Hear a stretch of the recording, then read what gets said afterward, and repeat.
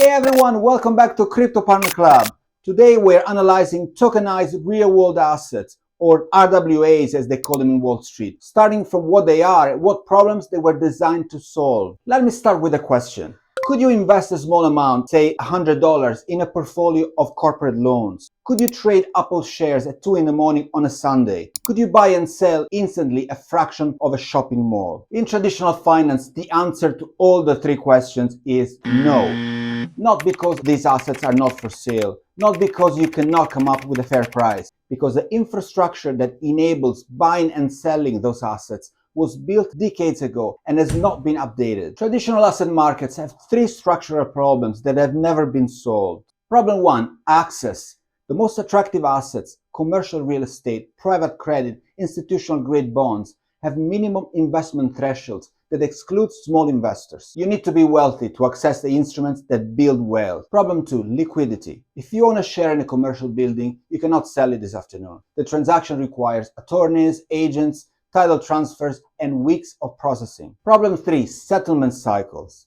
Even in liquid markets, stocks and bonds, every trade takes 1 to 2 business days to settle. During that window, capital is tied up, you are exposed to counterparty risk, and if it's weekend or a public holiday, you gotta wait. Tokenization was invented to solve all of these problems simultaneously, not as a crypto speculation tool, but as a new infrastructure solution. This is how it works in practice. A trust or a special purpose vehicle holds the real asset. It then issues digital tokens on the blockchain, each representing a share of the entity that holds the assets, like a digital representation.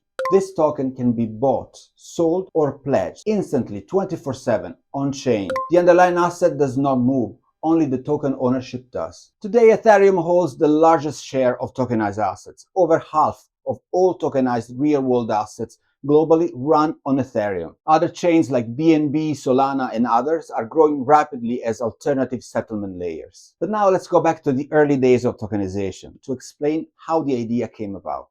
In 2018, a wave of so-called security token offerings, also called STOs, appeared in the industry. Everyone was talking about them. Everyone was mad about them. Startup promised to tokenize everything: office buildings, hotel resorts, private companies' shares, fine art, anything. I recall one of the most famous early examples was the St. Regis Aspen Resort in Colorado. In 2018, a company called Solid Block tokenized a stake in the hotel, offering fractional ownership to investors via blockchain tokens. The mechanics worked, the liquidity did not. Once the tokens were issued, there was almost no secondary market to trade them. Investors got stuck. The STO wave collapsed for three reasons. First, no liquidity. Without buyers and sellers in a functioning secondary market, a token is just an item in your wallet without any value. Second, no institutional trust.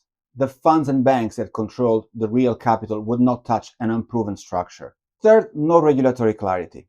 Regulators had not yet defined what a tokenized security was or how it should be treated, and this lack of clarity kept institutional investors away. For 5 years, tokenization remained a promising idea without much traction. But that changed in March 2024 when BlackRock, the world's largest asset manager, overseeing trillions of dollars, launched BUIDL, BlackRock USD Institutional Digital Liquidity Fund. BUIDL is a regulated SEC-registered money market fund, investing in short-dated US Treasury bills and maintaining a stable value of $1 per token. The only thing different from a traditional money market fund is that it settles on a blockchain. BUIDL currently holds $2.4 billion across 9 blockchain networks. BlackRock filed with the SEC for additional tokenized funds, showing that this is not a one-product experiment, but a proper product line. BlackRock CEO Larry Fink is a firm believer in the blockchain as the new finance rails. I believe the next generation for markets, the next generation for securities will be tokenization of securities. And if we could have that distributed ledger that we know every beneficial owner, every beneficial seller, we all have our code of who's buying, who's selling, instantaneous settlement. When BlackRock moves, the institutional world follows. The credibility problem that killed the 2018 STO wave is now fully solved. The total tokenized real-world asset market stands at roughly $32 billion. Traditionally, the largest asset has always been US Treasury debt, but increasingly other assets are growing as a sign that the market is maturing. beyond a single product and into a genuine suite of products and assets. In principle, fixed income assets are the current dominant category at the moment. They are the natural starting point for institutional adoption because bonds, especially government bonds, are the safest, most familiar assets in traditional finance. Tokenized US Treasuries now hold about $15 billion or so, about half of the total RWAs. Those products wrap short-dated US government debt into a blockchain token. The investor earns treasury yields. The token settles in seconds rather than days. And critically, the token can be used as collateral in other transactions, without having to wait T+2 settlements. BUIDL tokens are now accepted as collateral on institutional trading platforms. So this is effectively not native crypto asset like Bitcoin, but more of a Wall Street instrument that runs on crypto rails. Another very interesting category for tokenization is private credit that most retail investors have never accessed. Historically, you needed to be an institution or a family office with millions of capitals to participate. Tokenization is changing that. The three main platforms are Maple Finance with over $4 billion in assets under management, Centrifuge with over $1 billion in active loan originations, and Goldfinch focused on emerging markets lending. These platforms allow companies to borrow capital against real business assets like trade receivables, inventory finance, funded by investors anywhere in the world through a blockchain token. Investors earn 8 to 15% annually, substantially more than the 3 to 4% from tokenized treasuries, because private credit carries credit risk that is substantially more than what government debt does. The token does not eliminate credit risk, simply makes the position more visible and easier to trade. Let's now move on to equities, which are one of the fastest growing categories and one of the most intuitive for retail investors to understand. You're basically buying a token that tracks the price of a real stock. One Apple token equals one Apple share in economic exposure. Ondo Global Markets is the market leader with over 70% market share and a catalog of 430 tokenized stocks and ETFs. Those include Apple, Tesla, Nvidia, Microsoft, and index funds like the S&P 500 ETF. These tokens are available 24 hours a day, 5 days a week, and they are tradable from a crypto wallet without a traditional brokerage account. The platform crossed $1 billion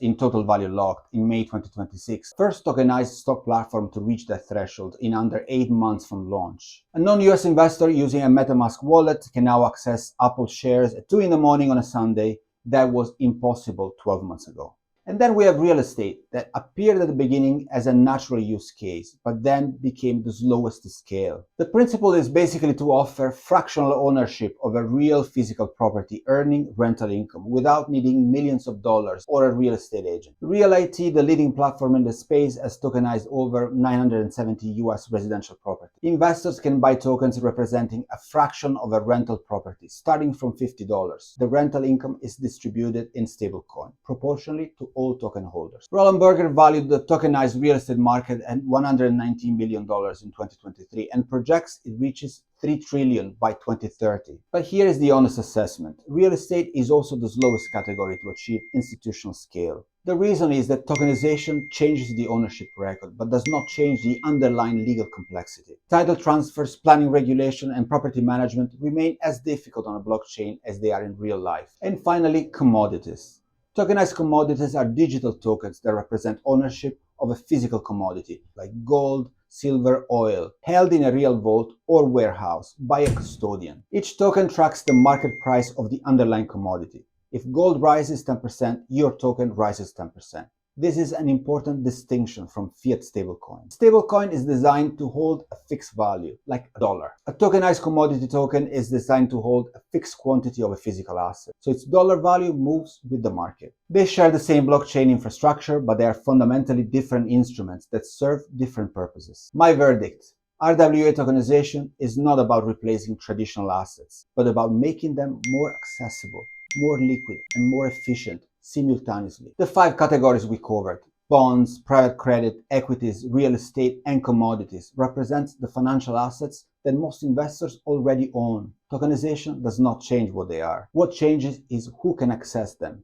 when, and at what cost. Also, it will be interesting to see what blockchain will profit the most from this growing tokenization trend, and how that value will transfer to the coin holders of that blockchain. But we will see that in one of the next videos. For now, don't forget to subscribe, please drop a comment, put a like so that we can get to know each other. And for now, take care.